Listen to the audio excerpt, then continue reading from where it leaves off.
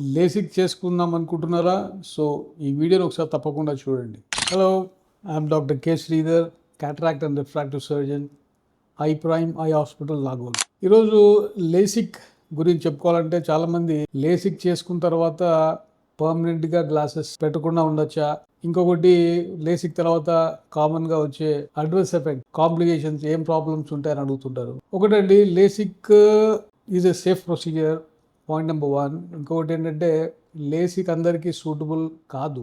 LASIK చేసుకునే ముందు ఈ కంటి పరీక్షలు చేసుకోవడం చాలా ఇంపార్టెంట్. అంటే లేసిక్ ఇవాల్యుయేషన్, కళ్ళు లేసిక్కి సూటబుల్గా ఉందా లేదా అనే టెస్ట్లు కొన్ని ఉంటాయి. కళ్ళు సూటబుల్గా ఉంటేనే లేసిక్ చేసుకోవాలా. అట్లా సూటబుల్ ఉన్న కళ్ళు లేసిక్ అయిన తర్వాత ఎటువంటి ప్రాబ్లం ఉండదు, ఎటువంటి అడ్వర్స్ ఎఫెక్ట్స్ ఉండవు, పర్మనెంట్గా గ్లాసెస్ తీసేయచ్చు.